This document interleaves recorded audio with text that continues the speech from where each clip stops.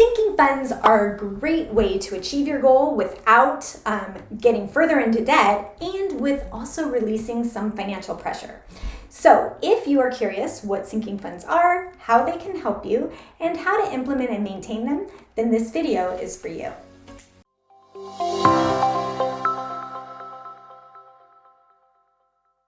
Hey, my name is Jill and welcome to Live in Balance, where I give you home money management tips that not only release you from financial stress, but also encourage you to live a fun and balanced lifestyle. So this video is about sinking funds. So what are sinking funds?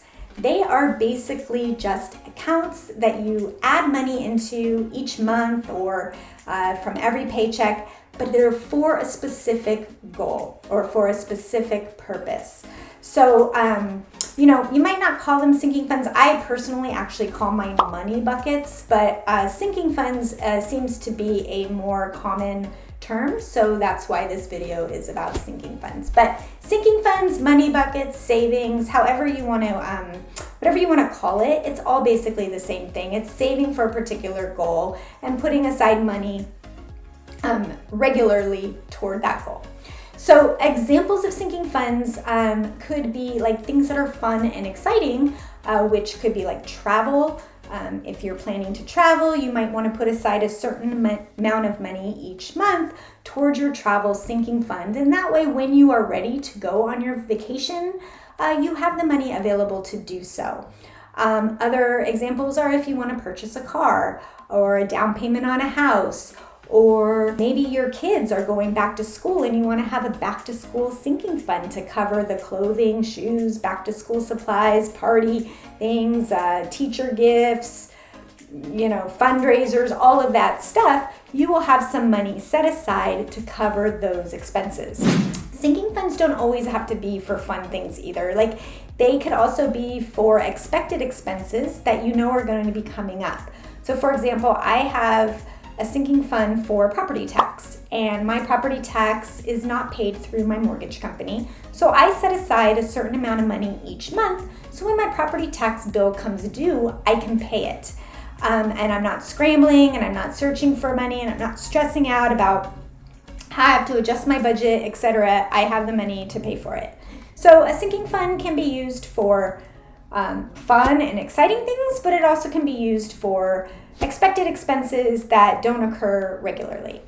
So that's basically what sinking funds are. So aside of the financial advantage of being prepared to pay for this goal that you have or this expected expense that you have, I'm finding that sinking funds actually have a few more positive aspects to them that aren't even related to money. So in my experience, I've found 3 common positive aspects. And the first one is motivation. When I set a goal and I have a time frame for that goal and I am consistently contributing to the goal, that goal is in front of me all the time. Like it's head on in front of me and I'm watching my progress to this goal. And all it does is it just motivates me to keep going. I mean, I just get so much motivation with that because I'm so wanting that goal and I'm seeing the progress and I'm adding to it. And so it just does something for me to keep me motivated and keep that goal in front of me. Now, when it's something that's an expected expense that's not so fun, like property tax, I'm not quite so motivated by the goal of the property tax, but I'm motivated by the relief that I feel that I know I'm going to be able to pay that property tax. So there's a little bit of difference. There's still a motivation, but I'm motivated by a relief, whereas the other one, I'm motivated by this goal that I'm going to achieve. So motivation is one. Another positive aspect is focus. I tend to focus a little bit better when I have a sinking fund for a particular goal. And by this, I mean when I'm reviewing my budget, I really take the goal into consideration when I'm deciding where it is I want to spend my money for the month. When I'm up against like a surprise expense or an opportunity to do something, or maybe I'm walking in the mall and something like blings out at me and I'm thinking, ooh, I'd really like that. I also have a little more focus in my decision as to whether I want to purchase that or not, because I know I'm working toward this goal over here, whether it be of a relief or a physical thing or a travel or whatever it is, I decide, is this thing that I want to buy right now, is this worth me pushing out my goal? And sometimes it is. Sometimes I say, yeah, you know what, it is. It's worth me pushing out my goal. And then other times I say, you know what, it's not. It really isn't. So I just tend to focus a little bit more, and I'm more mindful of my spending. And then finally, once I've reached the goal, I have absolutely no guilt whatsoever pulling that money out to go and get that goal. Instead, I have pride. I feel proud because I reached the goal that I set. I did something that I wanted to do. I was consistent and I was persistent, and now I have this goal to reward me. Again, whether it's relief because I was able to pay my property tax and not struggle or have to use my credit cards or anything for that, or it's just pure fun and satisfaction because I went to Hawaii, or I bought that car, or, I was able to pay for all my kids' back to school stuff without my credit card, whatever it is, So it gives me a sense of pride and a sense of accomplishment. So 3 things to consider if you're thinking to use sinking funds is that it can be used as a motivation to help you focus and to help you feel like you've really accomplished something and be proud of yourself. So aside of the financial side, there is other, good stuff in there. So now, how do you create sinking funds and how do you maintain them? So basically what you want to do is first define what it is your goal is, and then you need to determine how much money you need and when you need that money by. So I'm going to use a quick example, fairly simple. Numbers are probably not realistic, but easy math. So say you want to buy a car and you'll need $10,000 and you want to buy it in 10 months. So you're going to need $1,000 per month for your sinking fund so that you can get the car that you want when you want it. Now, you got to go back and look at your budget and see if, first of all, $1,000 is reasonable according to your budget. If it's not reasonable, then you'll need to tweak your budget, maybe, or you need to lengthen the time that it's going to take you to get your car, or you're going to need to lower the amount that you need to buy your car.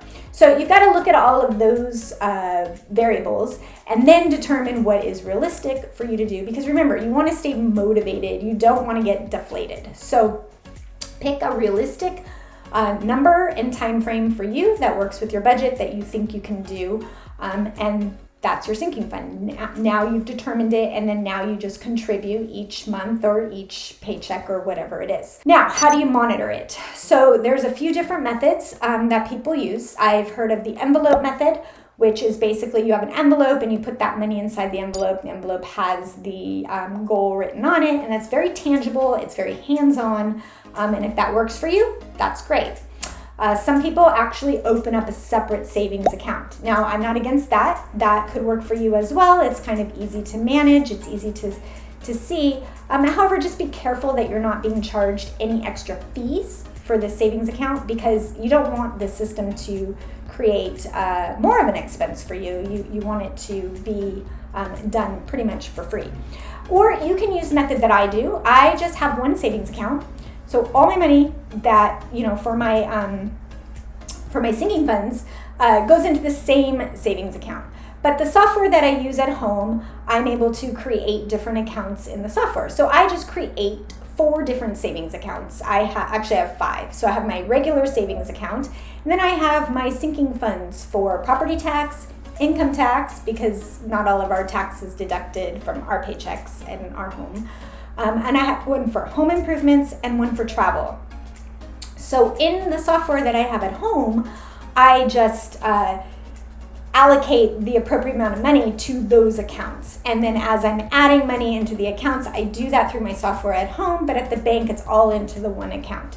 When I go to reconcile, I just add up all my 5 accounts balances, and I make sure it matches what the bank's statement says for that savings account. And it's pretty simple. It doesn't take a lot of time, and it's pretty straightforward. So that's basically it. So sinking funds, just a way to save money for a particular goal, expected expense. it kind of help you financially, but also can help you like as far as your motivation and whatnot is concerned, and pretty easy to manage. Just pick a system that works for you. So if you use sinking funds, or if you don't use sinking funds, or if you have ideas for sinking funds, throw them in the comments. I really kind of want to learn what other sinking funds there are out there, because it might strike up some ideas of some other fun and exciting things to do, that other people do. So throw it all in the comments. If you like the video, please do click the like, subscribe buttons. If you click on the bell, you'll be notified as I upload new videos. I'm very new to this, so if you have ideas of content that you would like for me to share, please add that to the comments as well, because I want to share content that is useful for you. And so the more interaction that we have, the more I know what's useful for you. So thank you so much for watching. See you next time.